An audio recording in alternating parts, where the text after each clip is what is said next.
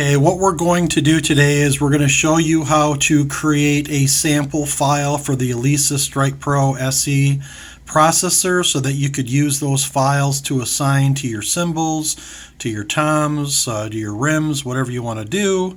What we're going to do today is we're going to sample the bell sound from the song For Whom the Bell Tolls by Metallica, which is basically the beginning of the song, if it's not the live version. And right now I'm using Virtual DJ Pro. I will show you what it's going to sound like when we start, and then I will show you what the finished product is. So this is the bell sound. I'll play that again for you. Here's the bell sound.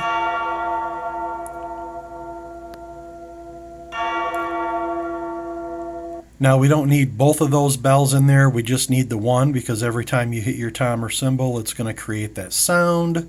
So basically what we have to do is we have to splice this between the beginning here and between the end of the second bell. So basically just hit record and then stop it just before it gets to the second bell. How you record it is you go over here to this little guy right here, this little function wheel, your settings. Click on that, and we want to go all the way to the bottom where it says record. Click on that folder that says record.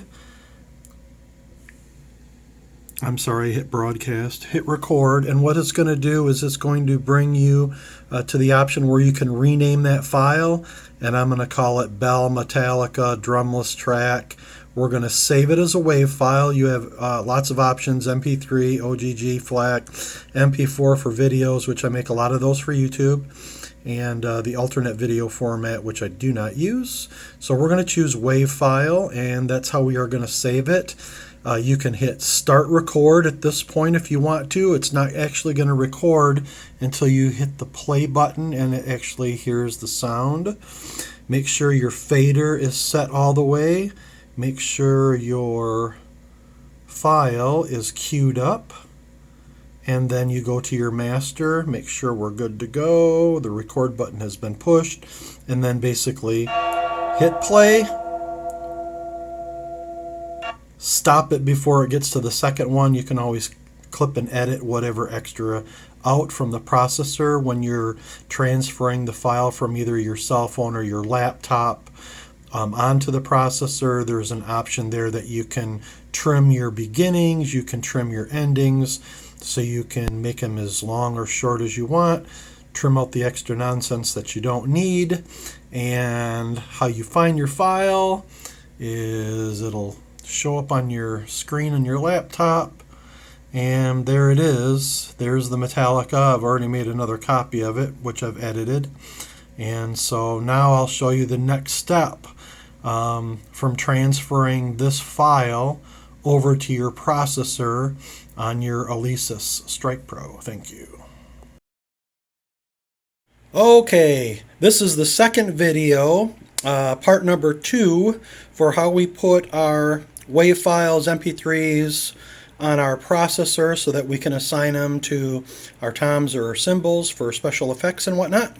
So on the first video that I showed, I took the bell sound from Metallica and I ran it through my DJ processor here, my software, and I was able to just isolate the bell sound itself.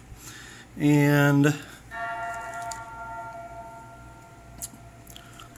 there's my bell sound. I have it going through my headphones at the moment, so you might not have heard that. Now, you don't need real expensive video or editing or audio editing software to do this. Literally, all you would have to do is put the song For Whom the Bell Tolls by Metallica on your laptop or your cell phone or whatnot, and just hook it up to the processor via an auxiliary cable, which is a small stereo cable. And you can, right now I'm running it through my laptop, but you can do it through your cell phone. I've added a whole bunch of different samples and sounds just using my cell phone and a free app online to play the audio file. Real simple, real easy. Like I say, you don't need any fancy software or anything like that, because you now have an opportunity to edit those files once you get to the processor. So let's walk over to the processor. And so how we transfer those files over, basically what we're going to do is we are going to hit the sample button. And that's going to put us in this particular mode right here. That's a sample I'm working on called Night Creatures in G minor. I'm using it for a drum solo that I'm doing. And then what we need to do is hit the record button. Now if you hit the record button one time, it's going to lead you to this window. This tells you right now that the source that I'm using is an auxiliary input, if you can see that. And the mode is stereo, so it's recognized that I'm using a stereo cable auxiliary input. I've got 6 hours and 12 minutes of recording available, I guess using the SD card. That's what the space I've got left. So in order to start this recording, you have to hit the record button twice, and then this little job right here is going to light up red to let you know, and you will see the input levels coming through. They actually look a lot lower than they are. You may have to monkey with your gains on your auxiliary, because remember, we're using an auxiliary input. So this particular button, your aux button for your volume, your gain, is what you're going to use. You can also turn up your device, whether it's a cell phone or your laptop or your tablet, whatever you're transferring the file from there to your processor. You've also got that option to use those volumes to, if it's too loud and crackly, getting distorted, back the volume down a little bit. If it's not loud enough, crank it up and re-record it. You might have to re-record these samples 2 or 3 times just to get the correct volume levels that you're happy with. So the next step is I want to push the record button one more time. It's actually going to wait until I push my play button on my laptop to get that sound, and that's exactly what we're going to do now. Come over here. We're going to play that sample. It's very short, so it's not going to take long for me to hit play and record and stop. I'm playing it. There's the input level on it. And now we're going to hit the record button stop one more time. So you hit the record button to record the file. You hit it twice to start the record. Once it records, then you hit the record button one more time and it actually stops. Now right now it's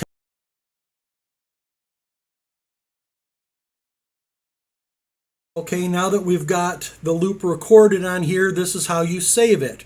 Right now it's called new loop 000. I don't know if you can see that from my cell phone, but that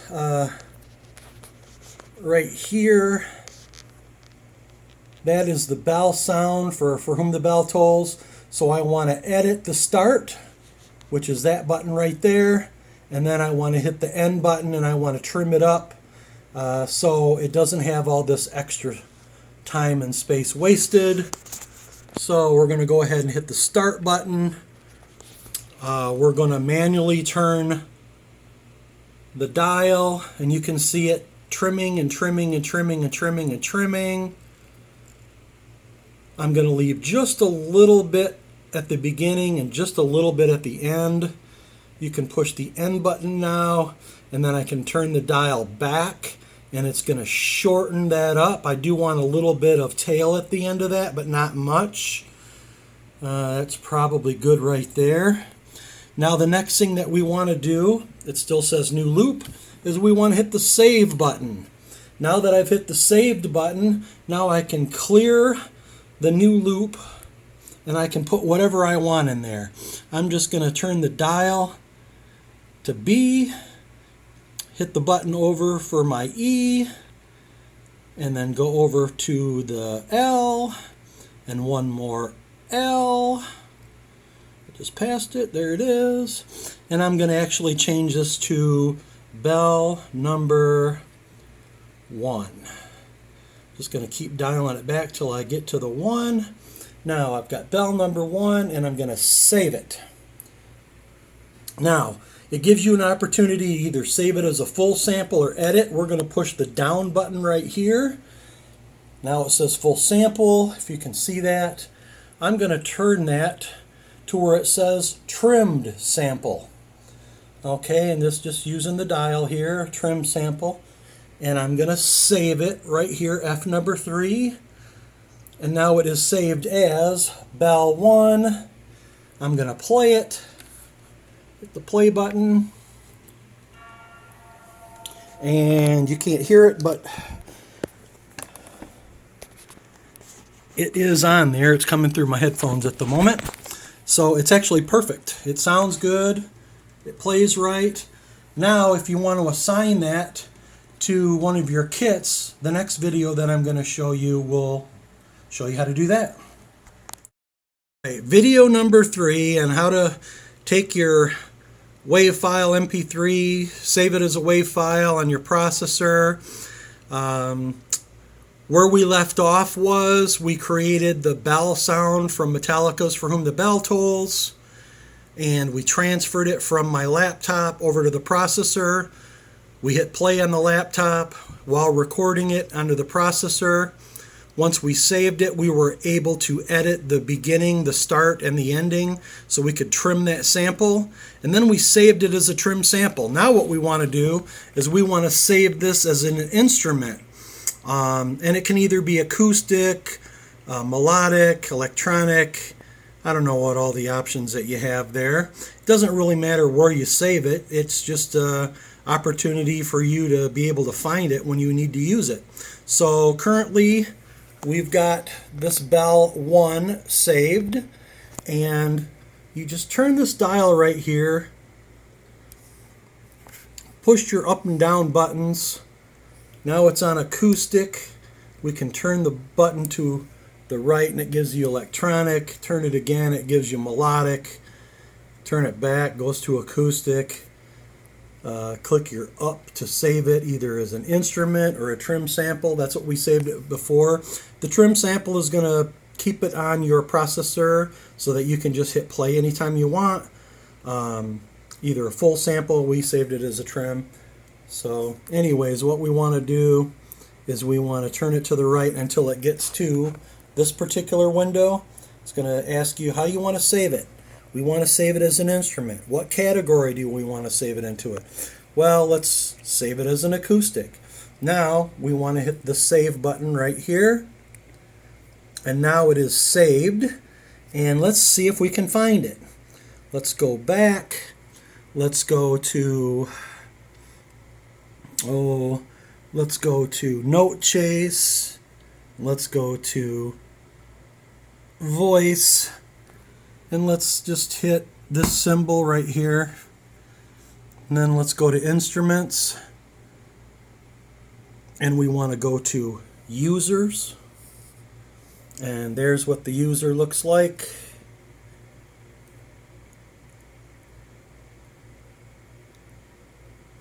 We want to go to our instruments, so we want to use our down button, go over to our instrument, and we can see I've actually got it saved twice. I've got it saved as bell tolls, but the file that we just worked on and created was bell number 1, and there it is, bell number 1. So I can enter that if I want to.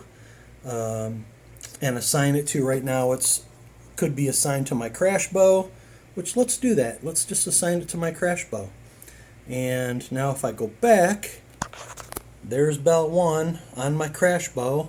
Now I can edit my volumes, whether I want any decay, which you're probably going to want on this because we don't know how crappy the tail sound is going to be after we edit and all that kind of stuff. There might be some crackly noises or whatnot in there, so you can just use your decay to kind of fade that stuff out. So I'm going to go ahead and hit the bell. I'm going to turn up my volume here and see what we got.